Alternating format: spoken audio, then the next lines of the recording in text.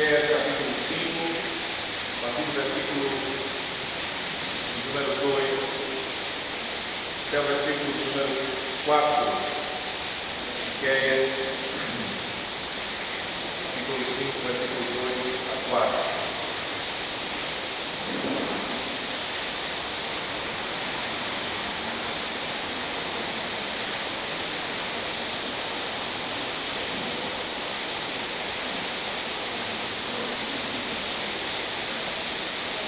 Diz a palavra do Senhor. E tu, Belém, Efrata, pequena demais para figurar como o grupo de milhares de Judá, de ti sairá o que há de reinar em Israel, cujas origens são desde os tempos antigos, desde os dias da eternidade. Portanto, o Senhor os entregará até ao tempo em que há que estar em dores e verdade à luz. Então o restante de seus irmãos voltará aos filhos de Israel. Ele se manterá firme e apacentará o povo da força do Senhor, na majestade do nome do Senhor, seu Deus, e eles habitarão seguros, porque agora será ele engrandecido até aos confins da terra. Vamos agora para outro texto, em Lucas, Evangelho de Lucas, capítulo 2.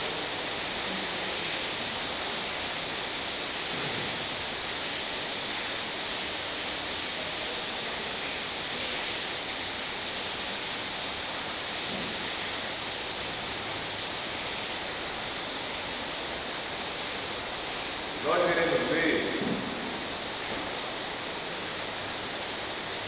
o versículo 1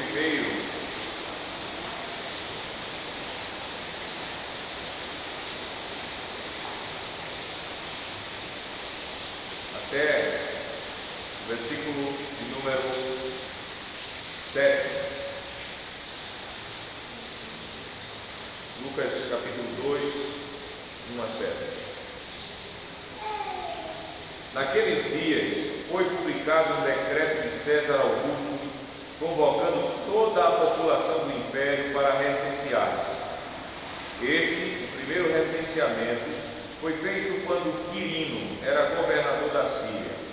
Todos iam alistar-se, cada um à sua própria cidade. José também subiu da Galileia, da cidade de Nazaré, para a Judeia, a cidade de Davi, chamada Belém, por ser ele da casa e família de Davi, a fim de alistar-se com Maria, sua esposa, que estava grávida. Estando eles ali, aconteceu completarem-se os dias, e ela deu à luz o seu filho primogênito, empachou-o e o deitou numa manjedoura, porque não havia lugar para eles na hospedaria. Amada congregação do nosso Senhor Jesus Cristo, nesta semana, milhões de famílias se reunirão para comemorar o Natal. Muitas mesas estarão fartas de comida e de bebida, todos vestidos com roupas novas. Presentes serão dados e recebidos. Porém, amados irmãos, a realidade é que pouquíssimas famílias sabem o verdadeiro significado do Natal. Por quê? Porque com o passar do tempo, o Natal ele foi se transformando em um conto de fadas, em um momento supersticioso, em um momento de comunhão somente de homens com homens. Hoje se fala do espírito do Natal, se fala da magia do Natal, da árvore de Natal, da ceia de Natal, do peru de Natal.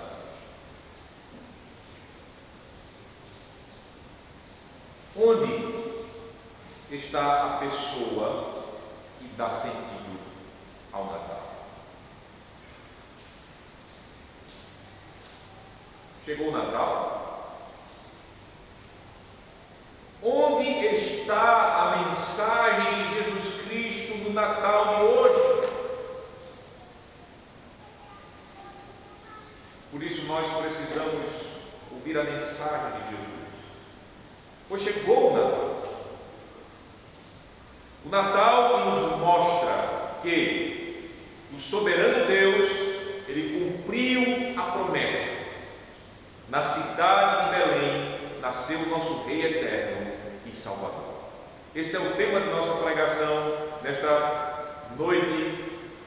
Este é o tema da nossa pregação. O Senhor Deus cumpriu a promessa. Na cidade de Belém nasceu nosso Rei Eterno e Salvador. Amados irmãos, a verdadeira história do Natal se encontra no Evangelho. O Evangelho, ele que revela o Senhor Deus soberano agindo na terra para executar seu plano de salvação. Deus, como nós temos acompanhado nas séries de pregações, nesses dias que antecedem a semana do Natal, nós temos aprendido que Deus, ele havia falado pelos profetas que o Rei Salvador, o Messias, o Cristo, ele viria da tribo de Judá, ele viria da descendência de Davi. Nós vimos na leitura que Deus, ele usou o profeta Miqueias. Ele disse lá em Miqueias capítulo 5, versículo 2, o Senhor falou e disse: e tu, Belém, Efrata, pequena demais para figurar com um grupo de milhares de Judá, de ti me sairá o que há de reinar em Israel, e cujas origens são desde os tempos antigos, desde os dias da eternidade. Isso foi Miqueias profetizando. O Rei Eterno, a palavra de Deus nos diz, ele nasceria na humilde cidade de Belém de Judá. Essa foi a profecia. Esse foi o decreto de Deus, que Deus havia determinado. E nada conseguiu impedir o decreto do Senhor. Nada. Chegou o tempo certo para a promessa se cumprir. E notem que na passagem lá de Lucas, capítulo 2, notem que, como a Bíblia nos fala, que o Senhor Deus, ele tem o coração dos reis em suas mãos. E Deus, ele fez que César Augusto, o grande imperador do Império Romano, ele decretasse uma contagem do povo, um recenseamento. O texto nos diz, veja, capítulo 2, versículo 1: naqueles dias foi publicado o decreto de César Augusto, convocando toda a população do império para recensear-se. E o texto nos diz, o primeiro recenseamento foi feito quando Quirino era governador da Síria. Todos iam alistar-se, cada um na sua própria cidade. Você pode ficar perguntando, é claro que os historiadores vão ficar falando dos aspectos históricos de como aconteceu esse recenseamento, por que aconteceu esse recenseamento.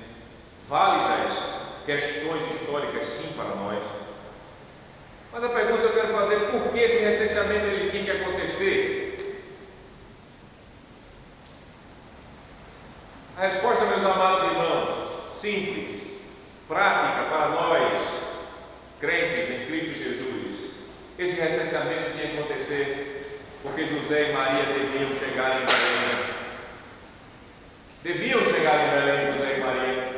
Veja os versículos 3 e até o versículo 5, o texto nos diz: todos iam alistar-se, cada um à sua própria cidade. Aí veja o versículo 4: José também subiu da Galileia, da cidade de Nazaré, para onde? Para a Judeia, a cidade de Davi, chamada Belém, por ser ele da casa e família de Davi. Versículo 5: a fim de alistar-se com Maria, sua esposa, que estava grávida.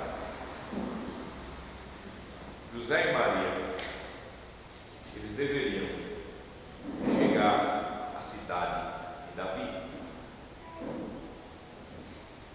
E logo que José e Maria eles chegaram em Belém de Judá, se cumpriu a vontade soberana de Deus e a sua promessa de salvação.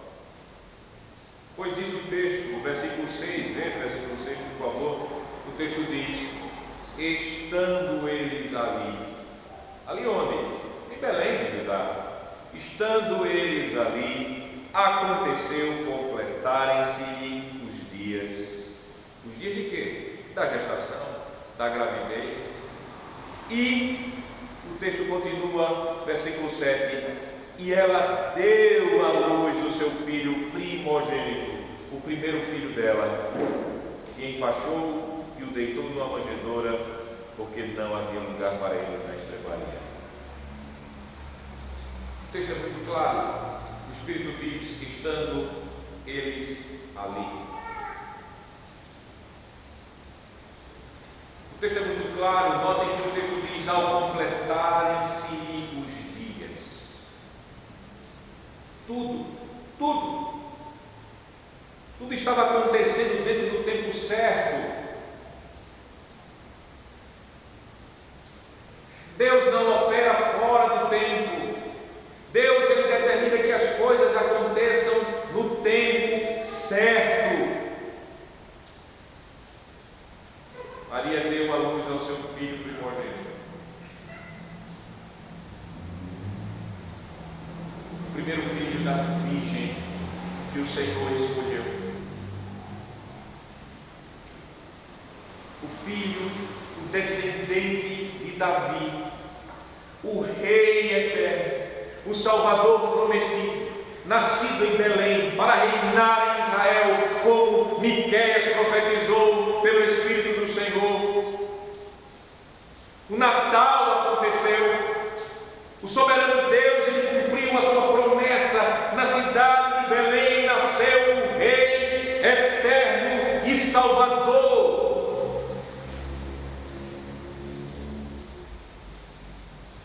Agora, que contraste grande com os títulos que o Senhor estava recebendo. O contraste que o Evangelho mostra, revela, ensina. Porque o rei, imagine a palavra rei com peso. Rei. O rei vindo de Deus para dominar até os confins da terra, como o Salmo 2 ele fala, como o Salmo 110 que nós lemos antes do culto fala, como Miqueias profetizou, o rei que vai dominar até os confins da terra, ele nasceu de modo humilde.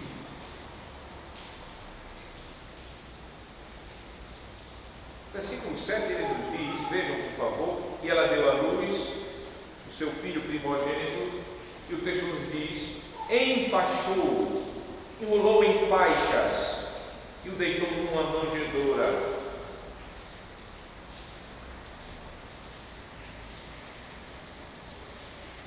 Ei!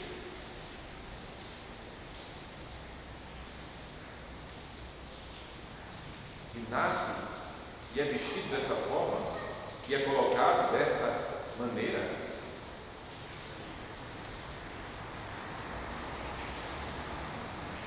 O primeiro quarto do rei foi um estábulo. Vocês já imaginaram o que é um estábulo, crianças? Era aquele lugar onde na hospedaria se colocavam os animais, os cavalos, os jumentos, os camelos. Até as ovelhas poderiam ficar lá, que eram usadas na hospedaria. O primeiro quarto do rei eterno foi um estábulo. O primeiro berço do rei foi uma manjedoura. A primeira roupinha daquele rei foram faixas, panos enrolados. sabem o que é uma manjedoura? Ou é uma pedra lavrada ou um tronco aberto, onde se coloca o alimento dos animais, o feno, o grão. Nós não sabemos se José ele correu e ele colocou um bocado de feno e colocou alguma coisa e disse: Maria, coloque ele aqui. Nós não sabemos, mas o texto nos diz que era uma manjedoura. O primeiro verso do Rei Eterno. Que nascimento bonito, nosso Rei Eterno. Nenhuma criança da congregação nasceu em uma situação dessa.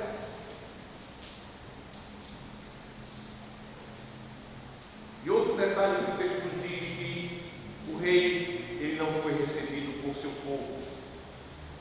Porque veja no finalzinho do versículo 7, o texto diz porque ele foi para a estrebaria, porque ele estava lá, porque não havia lugar para eles na hospedaria. Porque ele estava lá no estábulo, porque não havia lugar para ele na hospedaria. As casas em Belém estavam com portas fechadas para o nosso Salvador. A própria hospedaria estava sem lugar para o nosso Salvador. Meus amados irmãos, isso indica que já de início o nosso Salvador ele não foi recebido por seu povo.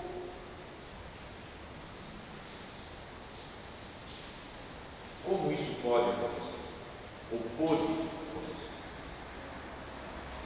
Como o Rei Eterno, como o Rei que dominará até os confins da terra, pôde nascer de modo tão humilde e, vamos dizer, de modo mais profundo, de modo tão humilhante? O que esse Natal do Rei Eterno nos diz, meus irmãos? Esse Natal humilde diz o que o Evangelho nos diz.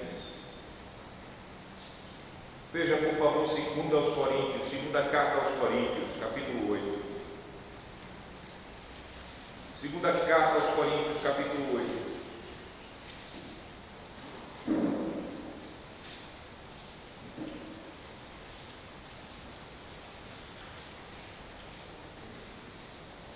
Versículo de número 9, o apóstolo Paulo, ele escrevendo à igreja, estimulando os crentes a viverem a vida de liberalidade, servindo aos outros irmãos com ofertas, socorrendo os necessitados, incluindo a igreja. O apóstolo pelo Espírito, ele diz, segundo aos Coríntios 8, 9, pois conheceis a graça de nosso Senhor Jesus Cristo, que, sendo rico, se fez pobre por amor de vós, para que, pela sua pobreza, vos tornasseis ricos. Vocês estão vendo o Evangelho? Porque o Rei Eterno, sendo rico, se fez pobre.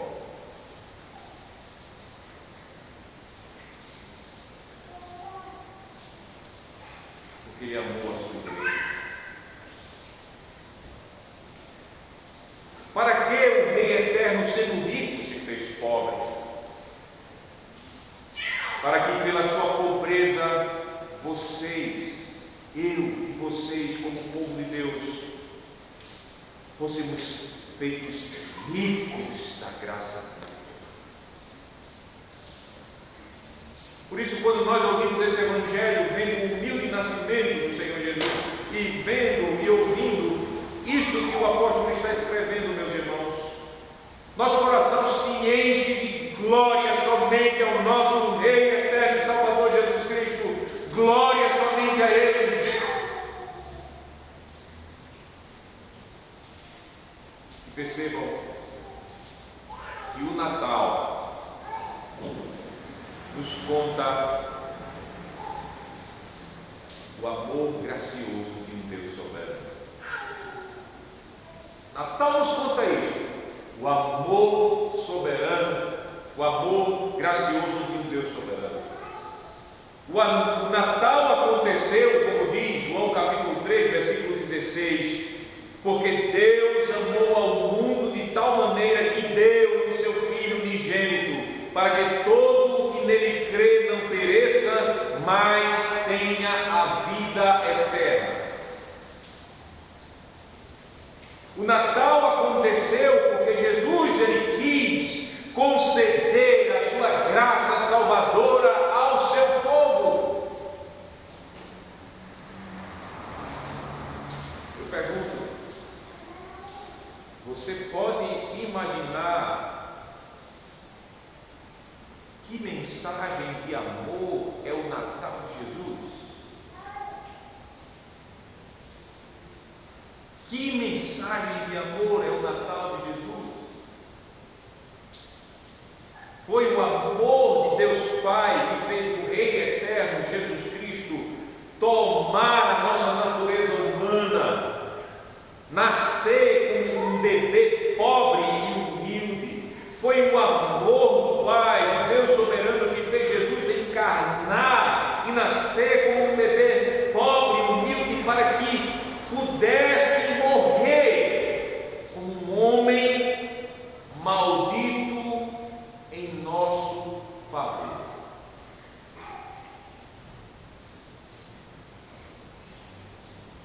A morte de Jesus Cristo faz parte da mensagem do Natal.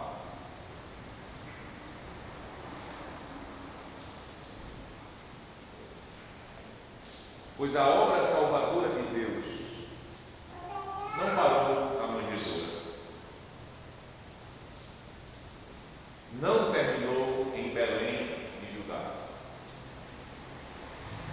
A obra salvadora que Deus ele planejou desde a eternidade conduziu o Filho dele de Belém para Gólgota, Monte Caveira,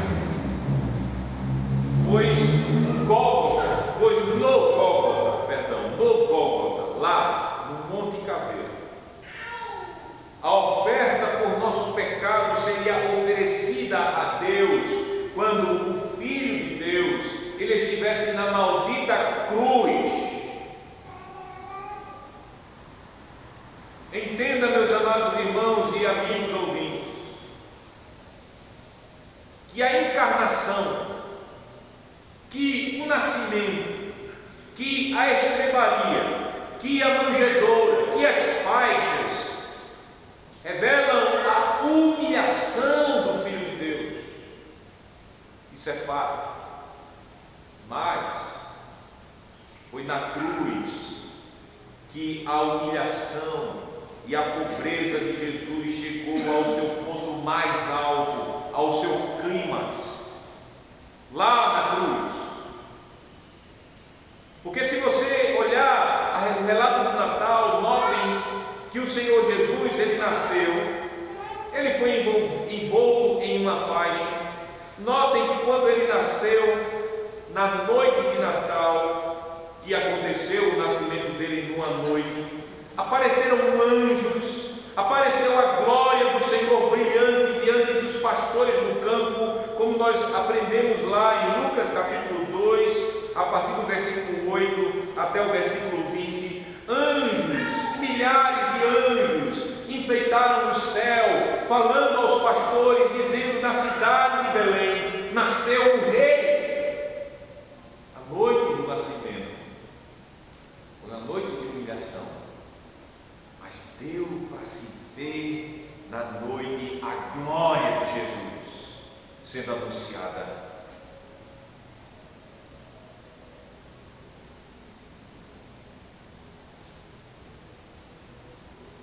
No nascimento, ele tinha até a estrebaria, mesmo seu povo não abrindo a porta de suas casas, as portas de suas casas, nem tendo lugar para ele na hospedaria. Ele ainda teve um lugar com um certo tipo de conforto, a manjedoura para ser colocada. Mas você lembra qual é a cena do Gólgota? Você lembra qual é a cena que o Evangelho nos mostra sobre o que aconteceu lá no Monte Caveira, no dia da crucificação?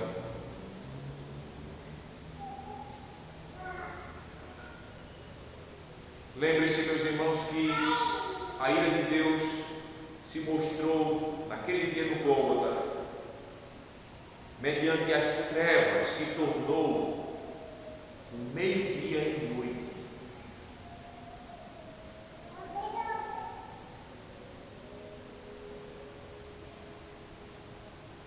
Quando o Filho de Deus estava na cruz, os anjos estavam calados. Quando o rei estava na cruz, ele não tinha nenhuma faixa, ele estava nu. Que vergonha um homem estar nu! A nudez que é sinal da maldição de Deus, a nudez que quando nós caímos em pecado em Adão, veio a nos envergonhar e nós notamos que estávamos nus. O Filho de Deus, ele estava nu na cruz.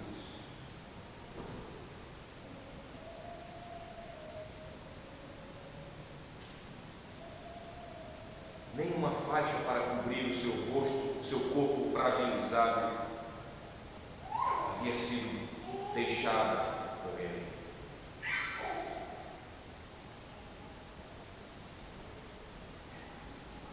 E foi lá na cruz que o Senhor Deus, por causa de nossos pecados, porque o Filho de Deus não tinha pecado, por causa de nossos pecados, o Pai o desamparou. Deus meu, por que me desamparaste? Não era mais o desamparo do povo somente, mas era agora o desamparo de Deus, porque sobre Jesus estavam os nossos pecados, sobre ele estava a nossa condenação, sobre ele estava a nossa maldição, sobre ele estava a ira de Deus. Por isso Deus o desamparou. Meus amados irmãos, essa é a cena que se via lá no Gólgota, era a cena que se via na hora da crucificação, a cena na morte do Rei Eterno, Jesus Cristo, humilhação maior que no nascimento dele, maior. Foi assim que aconteceu. O Natal tem essa mensagem para nos lembrar também. Porém, o Evangelho nos conta que o mesmo homem que nasceu humilhado, que morreu humilhado, é o mesmo homem que ressuscitou ao terceiro dia. Ressuscitou ao terceiro dia. O Evangelho nos mostra que o Senhor Jesus, ele ressuscitou em glória, ele venceu a morte. Ele pagou o preço pelos nossos pecados perfeitamente. O mesmo homem que ressuscitou, o Evangelho também nos diz que foi o homem que foi assunto aos céus com Cristo e está à direita de Deus no céu e Deus Pai nas alturas.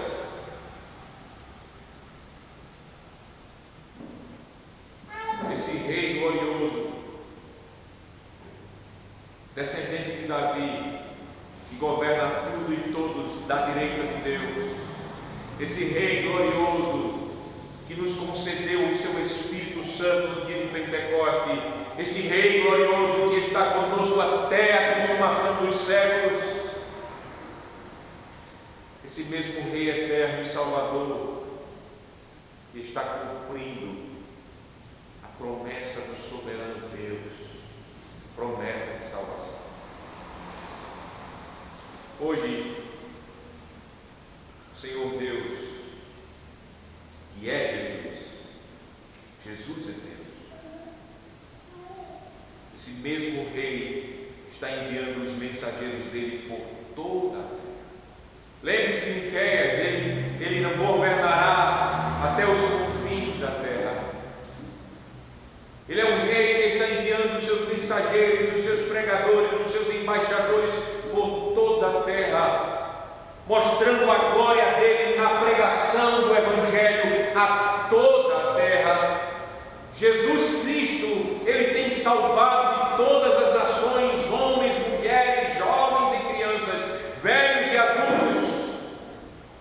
Jesus Cristo, como Deus soberano, ele tem revelado ao mundo o Evangelho do seu Natal, o Evangelho da sua morte, o Evangelho da sua ressurreição, o Evangelho da sua ascensão, o Evangelho da sua volta gloriosa.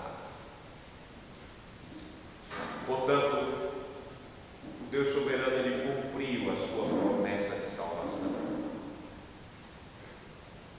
Ele nos enviou Jesus Cristo, nosso Rei eterno e Salvador. Cumpriu-se toda a promessa quanto ao Natal.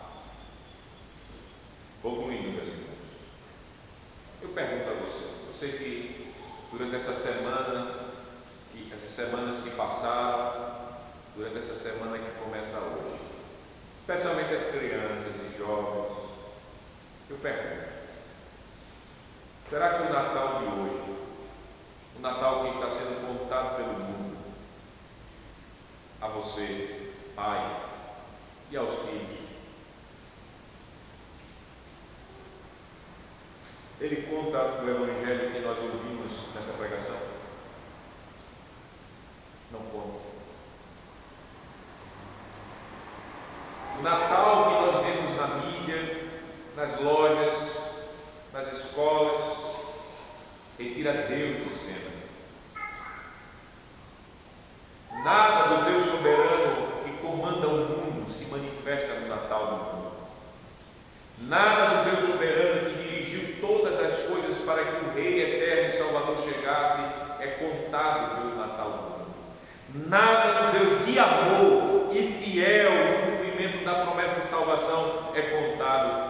Nada da mensagem do Rei eterno e Salvador, Jesus Cristo, é contado. Nada disso.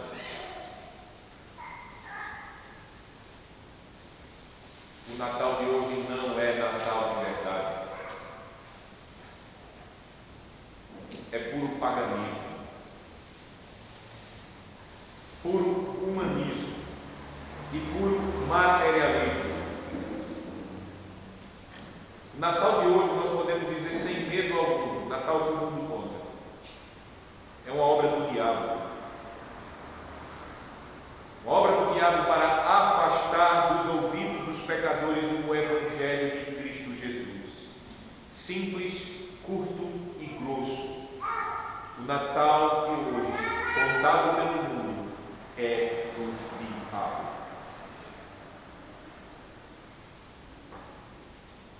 Por isso, as igrejas de Cristo devem desmascarar o falso Natal do mundo.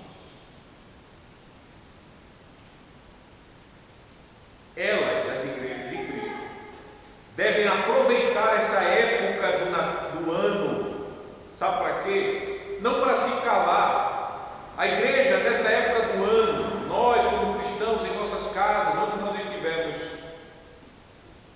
mas especialmente na pregação do Evangelho, por meio do ministério da palavra, a igreja deve proclamar o verdadeiro Natal ao mundo, proclamar a mensagem do amor de Deus soberano que enviou o Rei eterno e Salvador Jesus Cristo para salvar o mundo dele.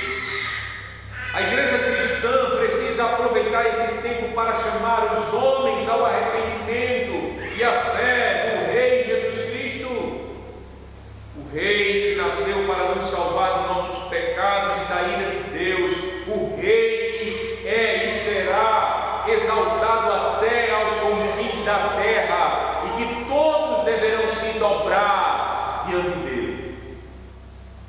Se dobrar ou por adoração, se dobrar ou por respeito solene, porque ele fará todos os joelhos se dobrarem diante dele.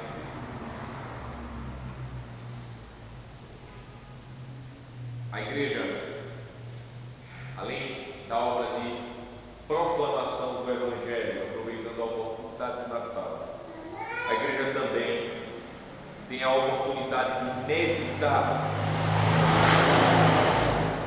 de modo especial meditar na soberania do Senhor na salvação, meditar no amor de Deus e na esperança vindoura que nós temos, pois o Senhor Deus, que cumpriu a promessa de nos enviar por Cristo, é o mesmo Deus hoje. Ele é o nosso Deus. Ele e seu Filho comandam a história da humanidade na terra e concluirá a sua obra de salvação. Nada impedirá Deus de cumprir a sua obra. Por isso, amada igreja do Senhor, não tema o futuro. A mensagem do Natal, ela nos faz pensar nisso.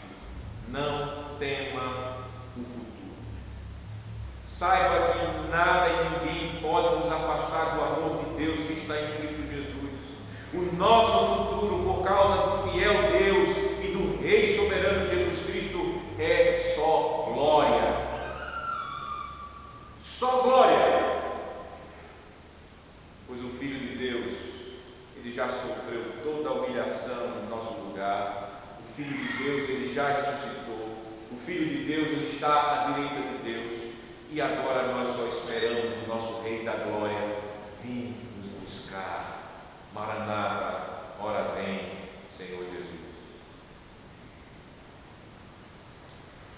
O Rei eterno e glorioso, ele está vindo nos buscar. Ele disse: eis que venho sem demora. E nós podemos dizer que ele está mais perto de nós dia quando nós possuiremos a plenitude das riquezas que Jesus conquistou para nós em toda a sua obra. Está mais perto do dia quando nós sentaremos com Jesus Cristo em uma grande mesa para celebrar com Ele uma grande ceia. E não será uma ceia de Natal. Não será uma ceia de Natal que nós celebraremos, mas será aquilo que Apocalipse nos diz, a ceia da festa da boda do Cordeiro. Imagine, nós não nos encontraremos como uma criancinha pequenininha, um menininho. Nós nos encontraremos como um homem maduro, o nosso noivo. Será o nosso casamento com Ele como igreja.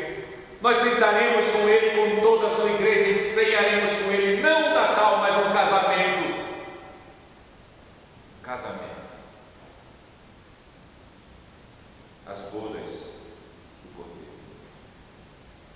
Essa esperança em Cristo Jesus é que torna cada Natal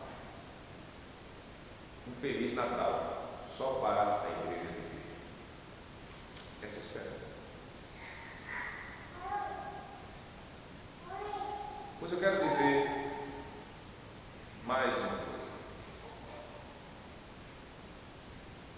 Sem a verdadeira fé em Cristo Jesus, sem estar ligado a Cristo Jesus por uma verdadeira fé, não há Feliz Natal.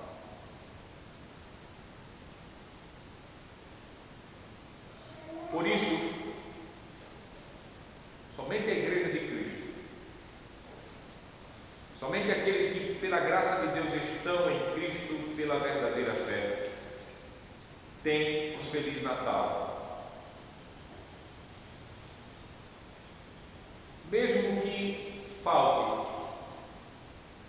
uma mesa farta, mesmo que falte uma roupa bonita, mesmo que falte os presentes, mesmo que falte pessoas ao nosso redor, mesmo que falte até o peru de Natal, só tem Feliz Natal quem está com Cristo. E por isso, quem mesmo faltando todas essas coisas tem Cristo, terá sempre um Feliz Natal. Sempre.